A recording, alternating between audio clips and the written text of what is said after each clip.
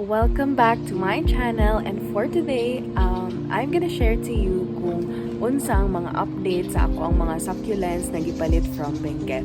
If you're interested, then please keep on watching.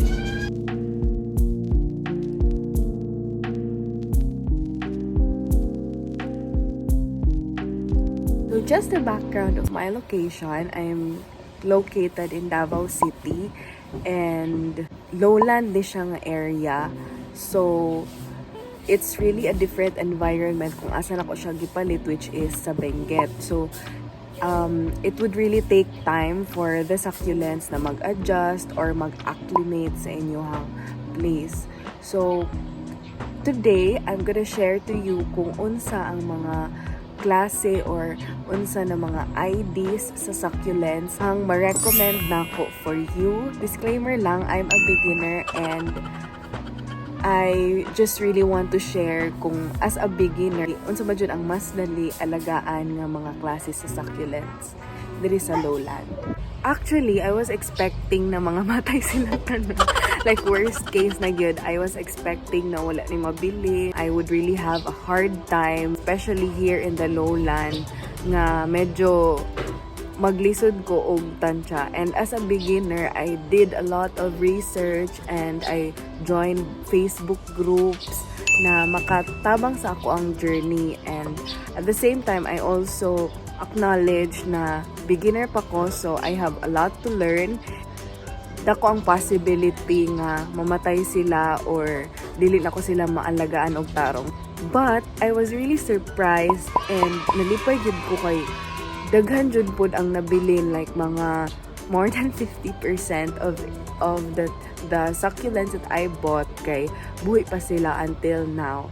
Maupod na wala ko nag-update after a month because I thought na ang 1 month is not yet enough to tell na mag-survive yun sila in a long time. I think na ang 2 months kay enough time na makapag-adjust ang succulents o ma-ensure na muna dito ang mga succulents nga dako ang chance na mag-live or mag-survive sa lowland. Katupong mga succulents nga namatay na under my care kay naya po possible sila diri sa lowland, pero mas maselan sila or mas kailangan sila og careful na pag-alaga. Mas sensitive sila sa pag-alaga. Like, kailangan yun mo i-monitor ang ilahang water, ilahang sun exposure, inana. What I'm gonna show you is mga succulents na ma-recommend na ako na alagaan ninyo sa lowlands, like here in Davao City. First one would be, kani siya, Laxiflora, ID ani niya. Kani siya, kay nakat na nako ni iyahang top part. Like, I tried to do a stem cutting and then ang stem cutting ibutang na ko dire. Alright, so kaning Laxiflora mo dyan akong na-observe na pinaka first succulent nga dali alagaan because katong gipat na ko sila, giwater na nako siya dayon. And the reason why I watered it right away kay nakita na ko sa mga groups na akong gi-joinan nga mahilig daw ni siya og water. So kana. The next one that I could really recommend for beginners is kani siya, ang pink Jadelet. So nice kani siya guys pag ma-sunstress siya because mag-pinkish ni iyahang edges sa iyang leaves. But right now, they're in a location nga dili kay sila ma-expose to sun. So inani ang color. But kaning pink Jadelet is by far one of the easiest to take care of kay dili siya arte when it comes to watering, when it comes to sun exposure, okay ra siya bisag asa na ko siya ibutang. Kulubot kay niyang leaves when I got the package, and now you can see nga nag-open up na gid iyang mga leaves o full na iyang mga leaves.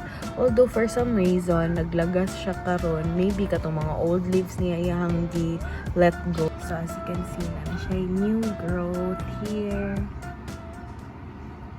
The next one that I could really recommend for beginners is kaning Fred Ives. It has really thick leaves and feel na ko lisod kay ni siya patyon. kay murag ligod kaayo iyahang leaves o iyahang stem, and as you can see na gani ni siya sa mud diri na murag medyo na break siya ang iyang leaf but going strong gihapon. But ang good thing pod nga ani nga Fred Ives kay dako na siya daan og size pag abot sa ako, so I think that's also one of the reasons nga dali ra siya nag-survive. And Fred Ives also loves water. So, wala siya problema nga ma-overwater siya kay murag okay ra, maka-adjust ra siya og ganan siya water. So, the next thing that I could really recommend for beginners is kaning string of hearts. So, this is one of my favorite succulents, guys, and gamay ra ni siya pag abot niya, but now as you can see, nag-grow good siya o nag-start na siya trail. And medyo dali lang ang iyang pag-alaga kay medyo ganahan man po siya water, and ako ang soil mix na gamit ani kay katong cactus and succulent soil mix gibot nga lang nako siya garden soil. Kani kay murag try lang nako mag-add og kanang unsa na clay soil, basta kanang lapok. So far, so good. It looks happy. And nag-start na og thicken ang iyang leaves. So when the leaves of this string of hearts grow, kay nipis pa man na siya, guys, like this one.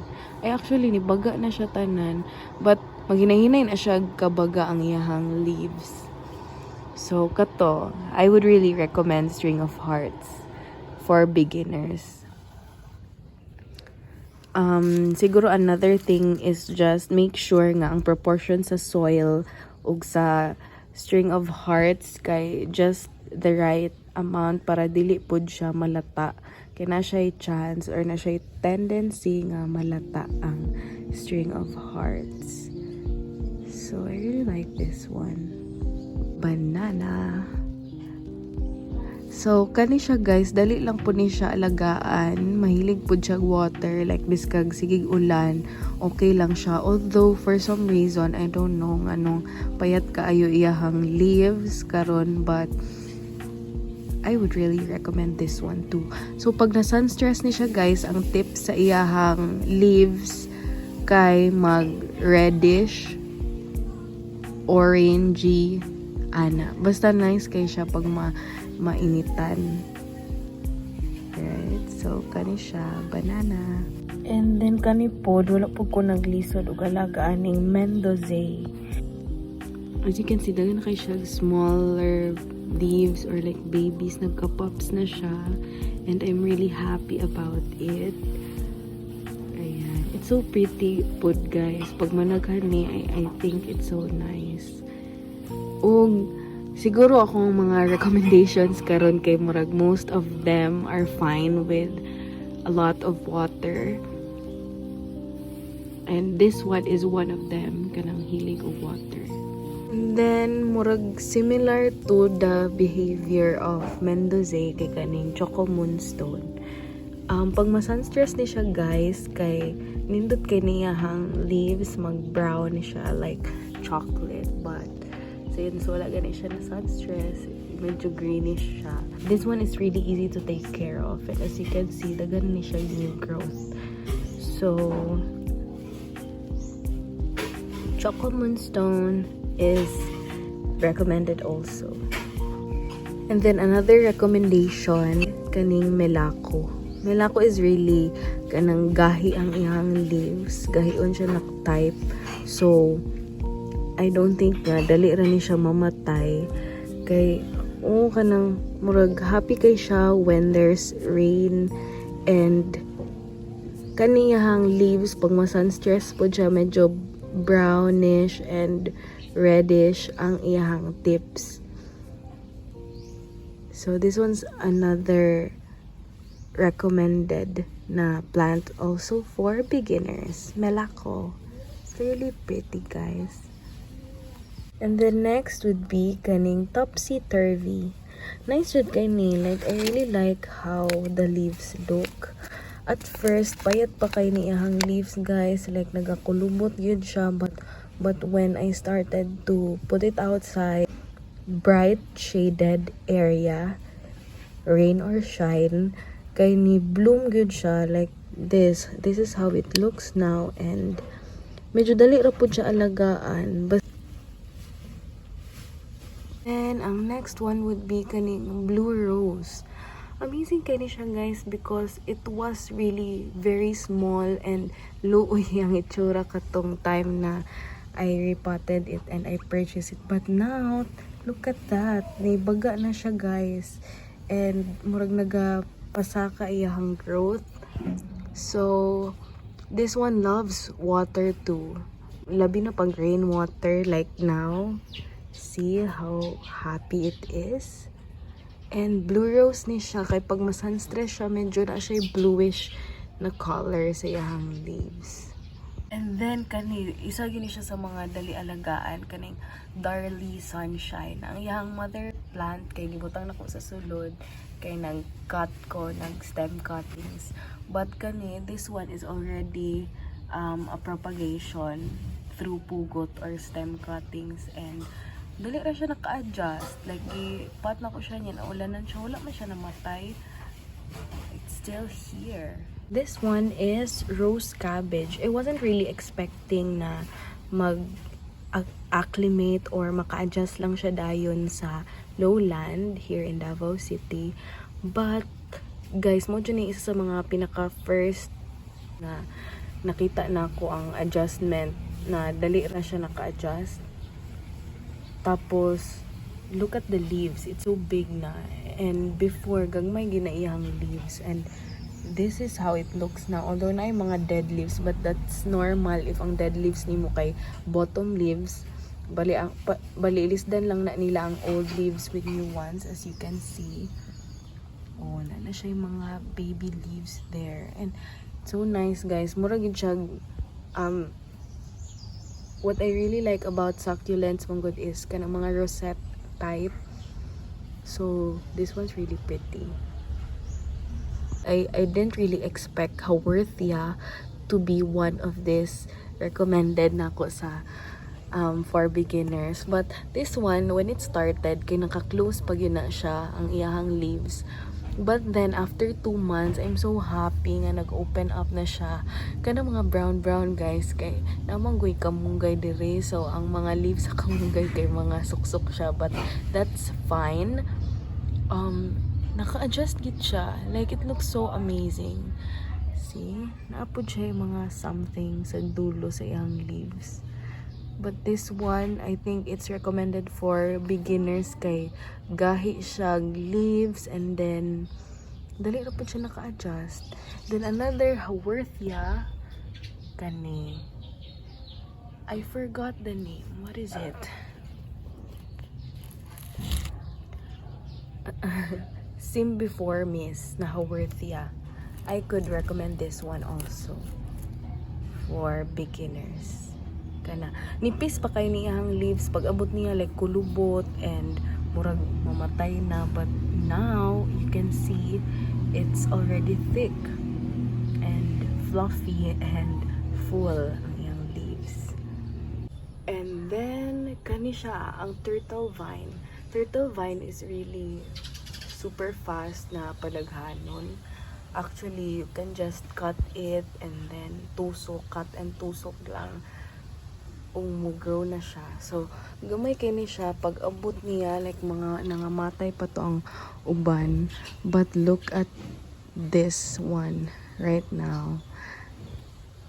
See? It's so beautiful. And pwede po ni siya hanging plant.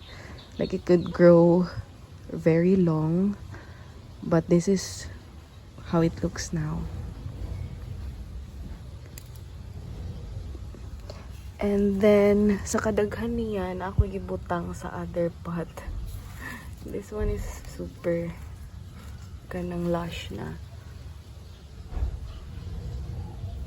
Ang back sa iyang leaves kay medyo purple. Na, kana. So nice, guys. I really fell in love with turtle vines. So, kung kamo ganahan mo makakita dayon og fast na growth I recommend turtle vines. Kay mura ra pud ni siya sagbot levels na dali ra kay siya managhan. Last but definitely not the least, on my recommended list would be kaning sa cactus ni siya, guys.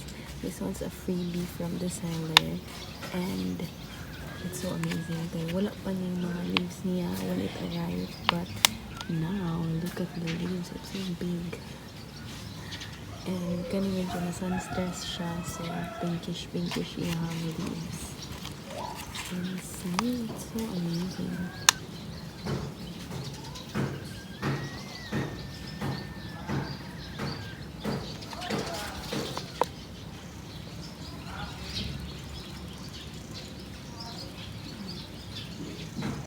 So that's it, guys, for my succulents recommendation for beginners, and I hope nga dili mo mag-hesitate to try to plant again if ever na may mamatay na succulents, because that's completely normal. Even kanang mga hawd na kayo mo take care of succulents or kanang mga experts na sa succulents, I'm pretty sure that they started also nga figure out pa nila unsaon pag-alaga. And as what I can see sa Succulent Club of the Philippines na group,